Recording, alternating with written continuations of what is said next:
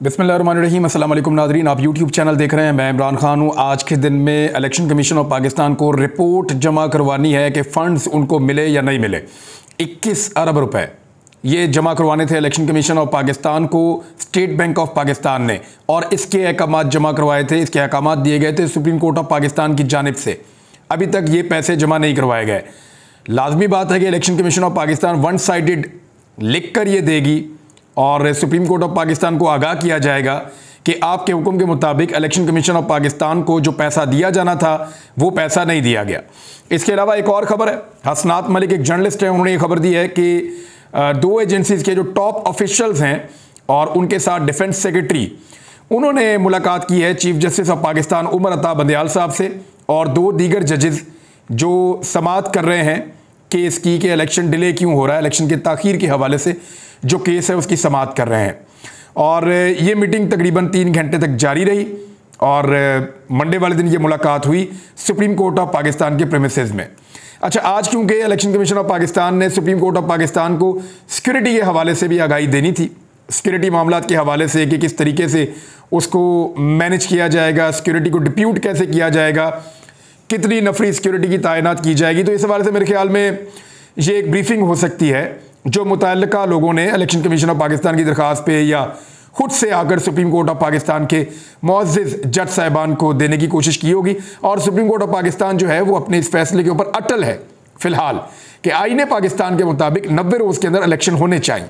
लेकिन election commission of Pakistan को अभी तक पैसा नहीं दिया गया। जब मैं ये रिकॉर्डिंग कर रहा हूँ वीडियो सुबह के वक्त और आप ये वीडियो सुन रहे हैं तो अब तक तो जब तक मैं बात कर रहा हूं तब तक तो पैसा नहीं दिया गया। हो सकता है कि पैसा जारी कर दिया जाए और फिर सुप्रीम कोर्ट ऑफ पाकिस्तान में बताया जाए कि पैसे दे दिए गए हैं। अगर ना दिए गए पैसे तो फिर क्या होगा, इस पे इमरान खान साहब का स्टेटमेंट सबसे पहले आपको सुना देते हैं, क्योंकि सबसे इंपॉर्टेंट इसके प्लेयर इमरान खान है। वहीं से बात शुरू होती है और उन्हीं पर जाकर बात खत्म हो जाती है।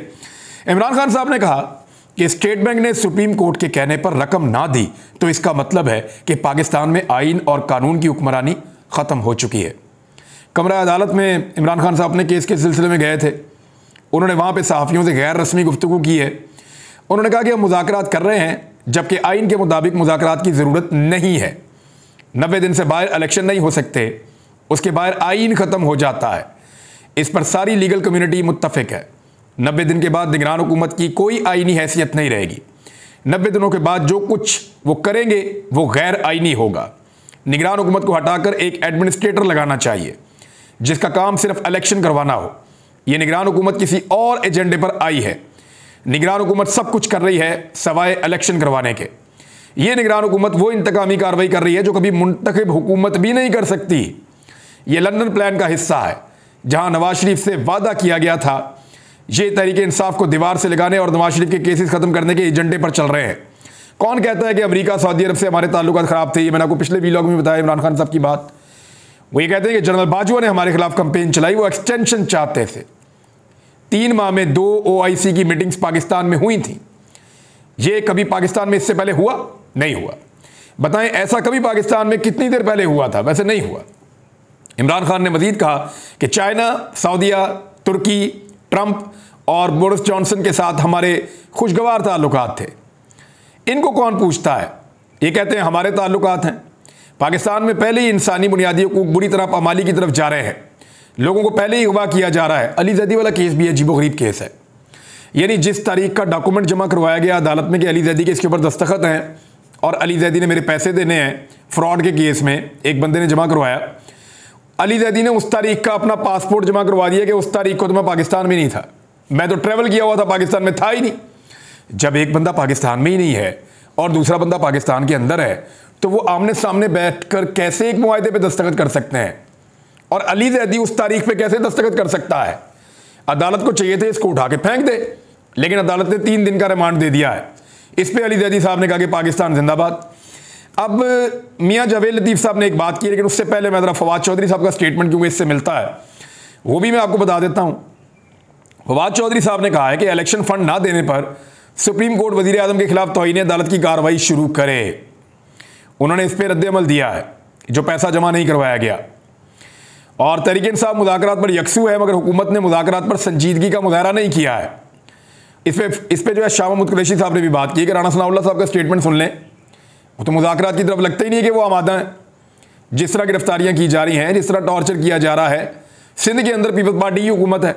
अली जैदी को पुलिस ने जिस तरह गिरफ्तार किया फ्रॉड के मुकदमे में, और जिस तरह उनको दीवार से लगाने की कोशिश की जा रही है, और अब वो साबित हो गया है कि जिन दिनों के अंदर वो दस्तखत कह रहे हैं कि अली जैदी ने किए, उन दिनों में Ali Zaidi was not in Pakistan. वो पासपोर्ट जमा करवाया कि जी मैं तो पाकिस्तान में था ही नहीं। हाउ इज़ इट पॉसिबल कि मैं पाकिस्तान में ही नहीं हूँ और मैं यहाँ पे कागजात के ऊपर दस्तखत कर रहा हूँ। तो अली जैदी का कोई वहाँ पे मुवक्किल तो नहीं था जो वहाँ पे कागजात के ऊपर दस्तखत कर रहा था। अजीबोगरीब, वैसे उसका भूत तो नहीं था ना, अली जैदी को खुद ही होना था। बहरहाल पाकिस्तान जिंदाबाद उन्होंने कहा इसके बाद। अच्छा, मगर हुकूमत ने मुज़ाकरात पर संजीदगी का मुजाहरा नहीं किया। ये फवाद चौधरी साहब भी कह रहे हैं, शाह महमूद कुरैशी साहब भी कह रहे हैं।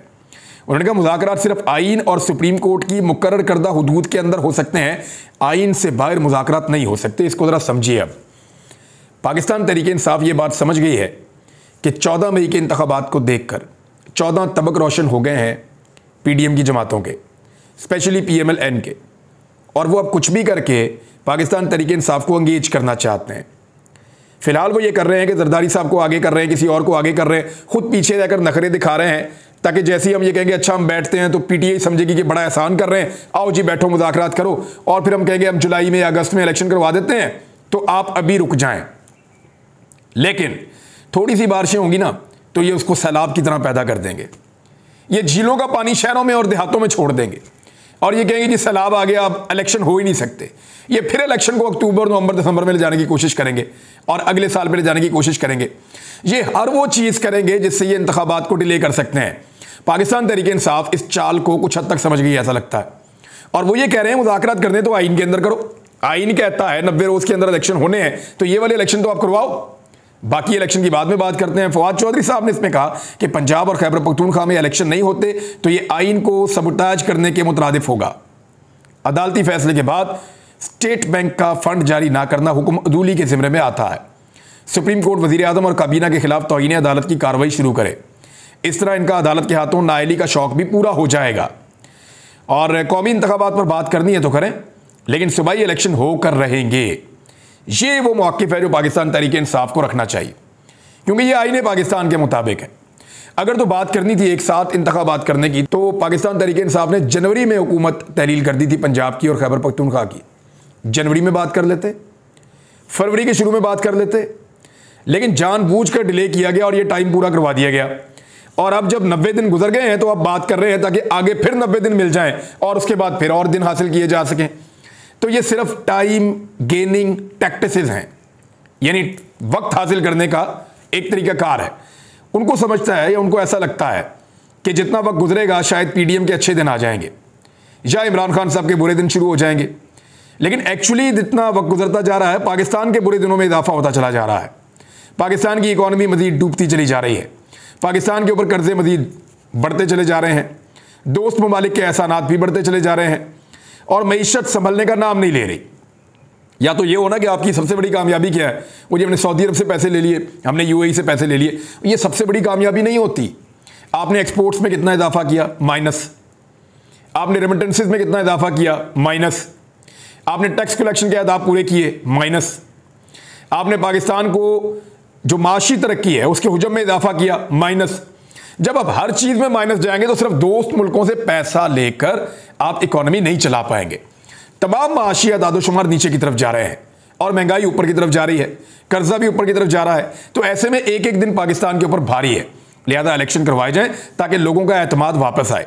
जब लोगों का एतमाद वापस आएगा, लोगों में कॉन्फिडेंस होगा, मुल्क में सियासी इस्तेहकाम होगा, तो मुल्क में माशी इस्तेहकाम भी आ जाएगा।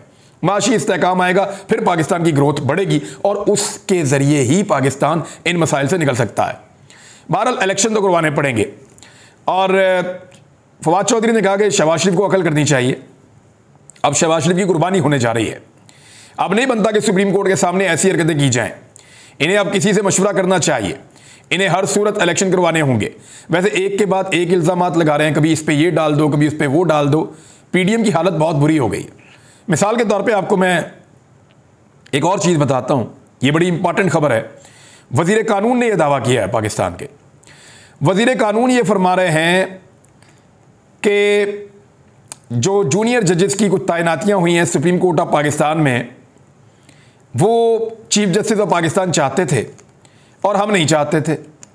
तो हमें जनरल रिटायर कमर जावेद बाजवा ने कहा कि आप ये कर दें, और जनरल कमर जावेद बाजवा के कहने के ऊपर हमने कुछ जूनियर जजेस की तैनातियों के ऊपर बिस्मिल्लाह कर दी, और आज हम उस पर भुगत रहे हैं। हम बड़े अफसोसनाक हैं, बड़े रंजीदा हैं, बहुत परेशान हैं। मैं इसमें आपको क्लियर कर देता हूँ ज़रा, थोड़ा सा इसको आप समझ लीजिए। ये एक्चुअली बेवकूफ़ बनाने की कोशिश कर रहे हैं। अजहर सिद्दीक साहब ने इसको क्लियर किया है, यानी आज़म नज़ीर तारड़ साहब ये कह रहे हैं, वज़ीर कानून, कि जूनियर जजेस की तैनाती के पीछे भी जनरल बाजवा थे। वज़ीर कानून के मुताबिक उस वक्त जनरल बाजवा ने गारंटी दी थी कि तनाव कम करने के लिए मामला सुलझाया जाए। मेरी क़यादत ने मुझे हुक्म दिया और मैंने कर दिया। अब मैं आपको बताता हूँ अजहर सिद्दीक साहब क्या कह रहे हैं। वो कह रहे हैं इस तरह के बयान साबित करते हैं कि ये लोग मफाद परस्त और कौम को बेवकूफ़ बना रहे हैं। हर चीज़ अपने फ़ायदे के लिए करते हैं। इनको सुप्रीम कोर्ट के अंदर, हाई कोर्ट के अंदर हर जज अपना बंदा चाहिए इनको। ये चाहते हैं इनकी मर्जी के जज बने और इनकी मर्जी के फैसले आए, और अगर इनकी मर्जी का फैसला नहीं आएगा तो ये पार्लियामेंट को अदालत में बदल के वहां से फैसले करवाना शुरू कर देते हैं। करवा के देख लें। अजहर सिद्दीक साहब ये कह रहे हैं कि सुप्रीम कोर्ट में जजेस तैनाती कभी भी सीनियरिटी पर नहीं रही और ना ही ऐसा कोई कानून है।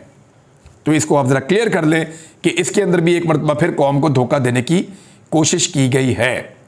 अब ये जो एक और खबर थी, इसको लोग किसी और तरह ले रहे हैं। कुछ लोग कह रहे हैं कि जो एजेंसीज के लोग जाकर जज साहिबान से मिले हैं उसकी वजह से कोई अदलिया पे दबाव डाला जाएगा, या अदलिया को ये बताया जा रहा है कि अभी इलेक्शन नहीं करवाए जा सकते। हालांकि अच्छी तरह मुझे याद है कि गुज़िश्ता साल जब रिजीम चेंज ऑपरेशन किया गया तो उस वक्त सुप्रीम कोर्ट ऑफ पाकिस्तान को कुछ ऑफ द रिकॉर्ड या ऑन द रिकॉर्ड भी ये बताया गया कि अक्टूबर से पहले इलेक्शन नहीं करवाए जा सकते, और फिर अक्टूबर तक अवाम की दुर्गत बना दी गई। फिर भी अक्टूबर में इलेक्शन नहीं हुए। फिर अब ये कहा जाएगा कि अभी भी इलेक्शन नहीं करवाए जा सकते अक्टूबर से पहले, तो क्या गारंटी है कि अक्टूबर में इलेक्शन होंगे? और आईने पाकिस्तान कह रहा है कि अभी इलेक्शन कराओ, तो आप आइन से भाग तो नहीं सकते ना, आइन से बाहर तो नहीं जा सकते। चीफ जस्टिस ऑफ पाकिस्तान को आइन के साथ खड़ा होना होगा, उनके साथी जजेस जो हैं उनको भी आइन के साथ खड़ा होना होगा। कुछ लोग कह रहे हैं मुबैना तौर पे कि जजेस की तादाद लगभग 9 के करीब ऐसी है जो पूरी तरह से आईने पाकिस्तान के साथ खड़े हैं, और वैसे कोई भी जज ऐसा नहीं है जिसने ये नहीं कहा या जिसने ये कहा हो कि 90 दिन में इलेक्शन नहीं होने चाहिए। सारे जजेस इस बात के ऊपर तो मुत्तफिक हैं, इस वन लाइनर के ऊपर, कि इलेक्शन जो है वो 90 दिन के अंदर ही होंगे। ये आईने पाकिस्तान कह रहा है। या तो आप आईने पाकिस्तान को बदल दें, तो आइन को आप बदल नहीं सकते, वो आपकी औकात नहीं है, क्योंकि आपके पास इतनी मेजॉरिटी नहीं है। लिहाजा जब आप आइन को नहीं बदल सकते तो चुप करके मेरा भाई आइन के ऊपर अमल करें। अगर आप आइन के ऊपर अमल नहीं करेंगे तो आपको उसके नताइज भुगतने पड़ेंगे। मियां जवेद साहब कह रहे हैं कि नवाज शरीफ को इलेक्शन लड़ने की इजाज़त दो तो कल इलेक्शन करवा लो। वैसे नवाज शरीफ साहब को इलेक्शन लड़ने की इजाज़त दे भी देना तो इस दफ़ा उनका अपना इलेक्शन जीतना मुश्किल हो जाएगा। हालात इस तरह के हो चुके हैं पंजाब में। और जो आदमी पाकिस्तान आने के लिए तैयार नहीं है उसको इलेक्शन लड़ने की बात कर रहे हैं मियाँ साहब आप। मियाँ जावेद लतीफ़ साहब, आपने गिरफ्तारी भी दी, आपने मुश्किलात भी काटी, आपने कुछ ऐसे केसेस का सामना किया जिसमें आपके साथ ज़्यादती हुई, कुछ ऐसे केसेस का सामना किया जिसका आपको जवाब देना चाहिए। लेकिन एक बात तो बड़ी क्लियर है मियाँ साहब, वो ये है कि आप यहाँ मौजूद हैं और आप यहाँ काम कर रहे हैं, लेकिन मियाँ नवाज शरीफ साहब जो पाकिस्तान आने के लिए जो बंदा तैयार नहीं है, जिन्होंने बीमारी का बहाना बना लिया है और वो चंद हफ्ते का बताकर 4 साल से मुल्क में वापस नहीं आ रहे, अब ये 7 वाला मुल्क है सऊदी अरब, यहाँ पे आए हुए हैं और पाकिस्तान वापस आने का नाम नहीं ले रहे। जो पाकिस्तान नहीं आना चाहता आप कह रहे हैं उसको इलेक्शन लड़ने की इजाज़त दो। हैरत है वैसे मुझे इस बात के ऊपर। और अगर इलेक्शन लड़ने की इस वक्त इजाज़त दी भी जाए तो इलेक्शन कैसे जीतेंगे मियाँ साहब? यानी कौन सा कार्ड अब इस्तेमाल करेंगे? उनके भाई ने जो बेड़ा गर्क किया पाकिस्तान की इकॉनमी का, जो उन्होंने खुद हालत की पाकिस्तान की, जो रिजीम चेंज ऑपरेशन के बाद इंसानी हकूक़ की खिलाफ वर्जियाँ हुई, उसके बाद ये कैसे इलेक्शन लड़ेंगे? नवाज शरीफ साहब को सबसे पहले जवाब देना चाहिए कि लंदन के अपार्टमेंट्स उन्होंने कैसे बनाए, ये जो प्रॉपर्टीज़ हैं ये एक्चुअली कैसे बनी, उनको ये बताना चाहिए। किस सन में बनी, किसने बना कर दी, किस तरीके से बनी, ये कंपनीज कैसे बनी, ये पैसा कहाँ से गया, पैसा किसका था, किस तरह पहुँचाया गया और किस तरीके से इस पैसे को वहाँ पर लगाया गया, इस बात का जवाब दे दें। इसका जवाब देने के लिए वो कतरी खत देते हैं और तमाम जजेस का मुतफिका फैसला था कि कतरी खत एक रद्दी का टुकड़ा है और उसको उन्होंने डस्टबिन में फेंक दिया था। यानी उसकी कोई कानूनी हैसियत उस खत की नहीं है। सिर्फ एक खत लिखवा कर ले आए थे। बहरहाल तहरीक इंसाफ तो पूरी तैयारी कर रही है इलेक्शन लड़ने की। 19 तारीख तक उन्हें हर हाल में अपने उम्मीदवारों के नाम जमा करवाने हैं ताकि फौरी तौर पर उन्हें इंतखाबी निशान अलॉट हो जाए। तहरीक इंसाफ ने 80% से ज़ायद लोगों के टिकट फाइनल कर लिए हैं। अभी जनूबी पंजाब का कुछ एरिया बाकी है, वहाँ पे उम्मीदवारों के टिकट फाइनल किए जा रहे हैं। और इसमें इमरान खान साहब ने फैसला किया कि जो बड़े खिलाड़ी हैं जो इलेक्शन कैंपेन को हर तरफ चला सकते हैं, उनको बिल्कुल इसकी इजाज़त नहीं दी जाएगी कि वो सूबाई असम्बलियों के इलेक्शन लड़ें। यानी बड़े खिलाड़ी भाग दौड़ करेंगे। बड़े खिलाड़ी जो हैं वो यानी शाह महमूद कुरैशी, फवाद चौधरी, हमाद अजहर, इनको पंजाब असम्बली के टिकट कहा जा रहा है कि शायद नहीं मिलेंगे। और इनको ये कहा जाएगा कि एक एक पूरे ज़िले को संभालें, एक एक पूरे इलाके को संभालें, एक एक डिवीज़न को संभालें और वहाँ पे जाकर इंतखाबी मुहिम चलाएं, उसकी निगरानी करें, क्योंकि इमरान खान साहब सिक्योरिटी इशूज़ की वजह से बहुत ज़्यादा मूव नहीं कर पाएंगे। तो ये एक नई हिकमत अमली है, अच्छी बात है। 19 तारीख तक ये जमा करवा देंगे, पार्टी टिकट जारी कर देंगे ताकि उम्मीदवार इलेक्शन कमीशन को टिकट जमा करवा कर अपना इंतखाबी निशान हासिल कर सकें। दो छोटी चीज़ें नाज़रीन मैं आपको और बता दूँ। एक तो ये है कि पाकिस्तान बार कौंसिल ने एक मरतबा फिर हड़ताल का ऐलान किया है और सुप्रीम कोर्ट ऑफ पाकिस्तान के खिलाफ वो बार बार फैसला करते हैं, लेकिन वकला किसी ऐसी कॉल के ऊपर ध्यान नहीं दे रहे जो चीफ जस्टिस ऑफ पाकिस्तान के खिलाफ दी जा रही है।